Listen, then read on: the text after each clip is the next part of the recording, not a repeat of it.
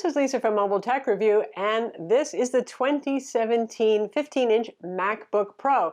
Meet the new boss, kind of what the old boss should have been in 2016.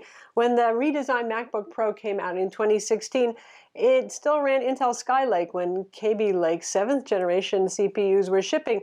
The graphics were a little bit of a step up, not that much of a step up from the 2015 model that it replaced. So all of that's rectified here and now. And for Apple these days, a relatively quick refresh. Of course, so to speak, the sins of the father, if you perceive them that way, are still here. We still have 4 Thunderbolt 3 ports, full 40 gigabit per second, but no legacy ports other than the headphone jacks. So boom, you still have the same dongle hell going on. You still have a butterfly keyboard for better or worse. Some people get along with the very low travel keyboards. Some people like me, not so much. I will say that the 2017 model feels a little bit different to me, a little bit easier to work with. Apple didn't say anything officially about changing the keyboard, but sometimes they do evolve the membranes underneath those dome switches, little things like that. To me, I swear it feels slightly bit better, but still, it's a polarizing keyboard. We still have the ginormous trackpad, which I don't know what the point is of a trackpad that is that large, but some people say they actually use it to do work in Photoshop, so I suppose there are purposes to it. For me, it's kind of like, just go kill me. Let me use a mouse or a drawing tablet with the pen instead of this, but it is better than nothing. You still have the OLED touch bar up here, and it's gotten a little bit more useful, actually, because more programs are supporting it. There's more things you can do. The good thing is you do get Touch ID, but the performance, the display, how are those things? We're going to find out now.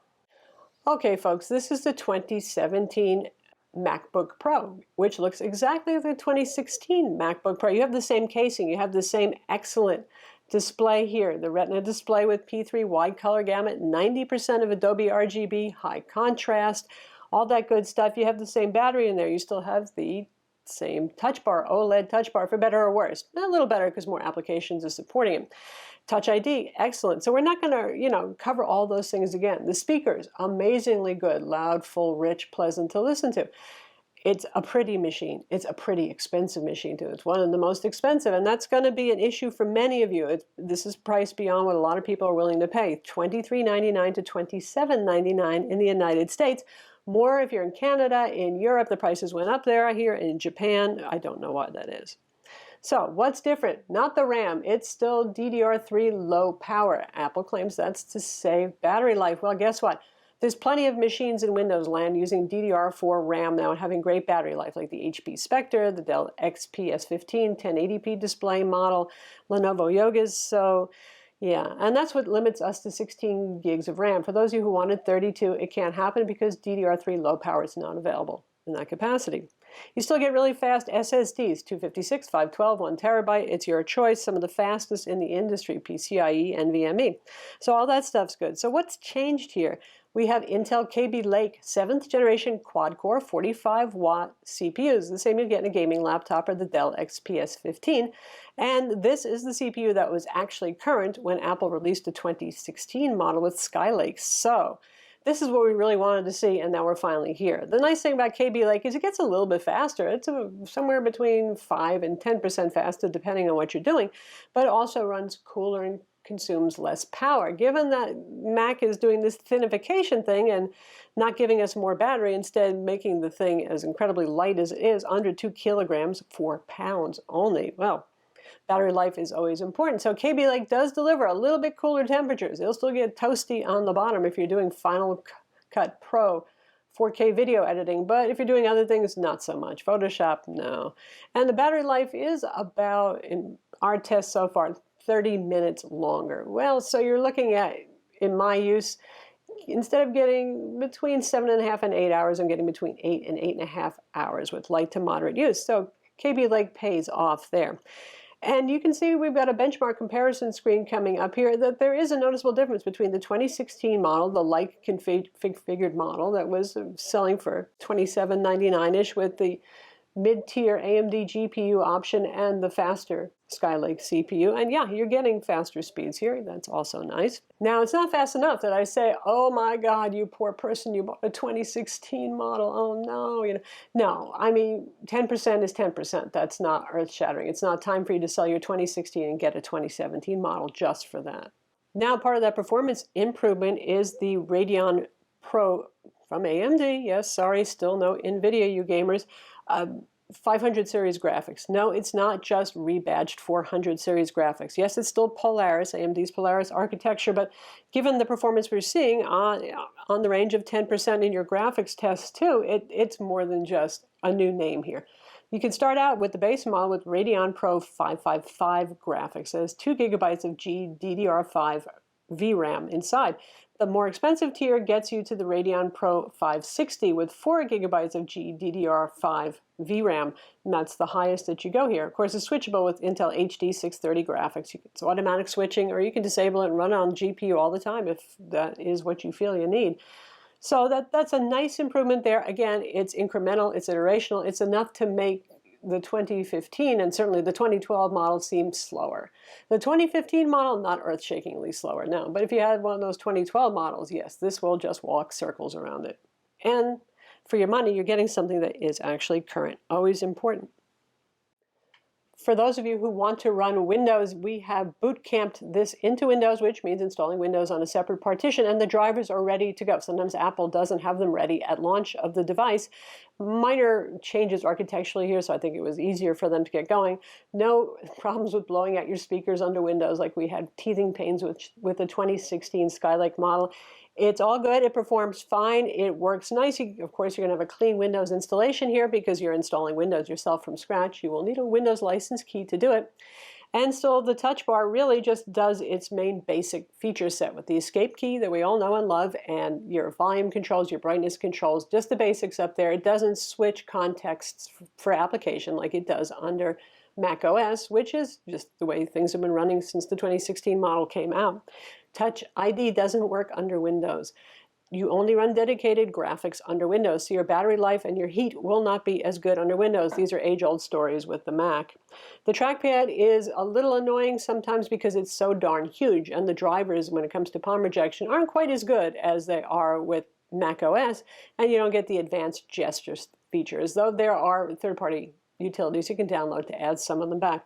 So it's an okay Windows machine. Given the astronomical price tag here, there are many fine Windows machines out here. I never would recommend that somebody buy this if they really predominantly want to run Windows. But if you need to run it sometimes, either via Boot Camp or via Parallels, well, then sure. So those of you who know, I have a 2015 15-inch MacBook Pro with AMD graphics and refused to upgrade to the 2016 model because of dongle hell, because I wasn't loving that butterfly keyboard. Well, and the price is pretty scary too. I'm a little closer to becoming convinced now. That's probably because I've amassed more dongles and Thunderbolt docks and things like that than you can imagine. That's part of what I do for work. So lucky me. If I had to recommend it to somebody else who has to go out and buy all those things, well, that's a little bit tougher. So dongle hell has gotten a little better since the 2016 model because, like I said, now we have Thunderbolt 3 docks. For example, here's this OWC dock of the World Computing, and you got SD card slot, you got USB 3.1 on the front, you got a headphone jack, and you have many more USB ports. You have Ethernet, you have FireWire, and you have a display port. And this actually works pretty well. It sells for around $300 or something. And the only problem I have with it is the display port on this, depending on the monitor you're using. I use an LG 4K monitor, pretty standard fare, commonly available. And I had trouble with it recognizing scaled resolutions. Whereas if it was plugged directly into the Mac, just using a DisplayPort to USB-C adapter, that didn't happen. Maybe that's something that OWC will work out in firmware or whatever. Since there's so many Thunderbolt 3 ports on the Mac, I just plug that monitor into one of the available Thunderbolt 3 ports instead. The keyboard to me feels a little bit better. The switches feel a little bit more clicky and firm. Even though Apple didn't say that they changed the keyboard, it's quite possible that they switched the plastic under the domes to change something. I don't know. It feels a little bit better to me, certainly. So I'm becoming closer to being convinced. It's now getting faster than the 2015 model. The display is undeniably beautiful. Touch ID is pretty darn nice. As ever, folks, it's going to be whether you can live with all the dongles that are going to be required to get along with this product, and if you're okay with the polarizing butterfly keyboard. So that's a 2017 15-inch Apple MacBook Pro, obviously with Retina display. That's all they make these days. So, like I said, definitely there's a CPU and a GPU jump in here that are appreciated and that make it feel current. because psychologically, it's important to at least get the current generation CPU when you're buying some of the most expensive laptops on the planet, right? As ever with Apple, the build quality is impeccable. The design hasn't changed from the 2016 release of this, but finally we're seeing a performance jump from the 2015, the old style one that it replaces. It's not earth-shattering, but it's there at least. It's significant enough that you'll notice the pep if you're upgrading. Display, as ever, is gorgeous on this. I don't miss having 4K. I think that the resolution on here is plenty high enough, being above 2K on it. The keyboard, the dongle hell, those things still all exist. I leave it up to you. And last and most important for most people is the price. It is still incredibly expensive, more so if you're outside the United States. Apparently the prices have gone up outside of the United States, whereas for us in the US, they have stayed the same. We were all hoping they would go lower. And with Apple, you don't always get as fast and cutting-edge hardware as you do in the Windows world, but it's starting to really hurt now that these prices are very high. Sure, you're getting a beautiful experience. macOS is very stable. It's getting a little old school at the same time too, but yeah, it's stable. Color management, for I think a lot of people who buy these are photo and video people. Color management operating system-wide is still a big plus there, and something that Windows really lacks. It's still application to application for color management there. So that means that your high gamut display never looks garish. So there are things to say for it, and if you're a Mac person and you must have a Mac, well, do you have a choice, right? And given how expensive the 13-inch is, once you start to bring up the specs, it kind of pushes people towards at least the base model of the 15-inch. And yeah, if I was looking at spending $2,000 for the 13-inch versus $2,300 for the 15-inch, I would just get the 15-inch. I'm Lisa from Mobile Tech Review. Be sure to subscribe to our YouTube channel for more cool tech videos. Shout out if you want a review of the 13-inch model. Oh, and thumbs up if you like this video.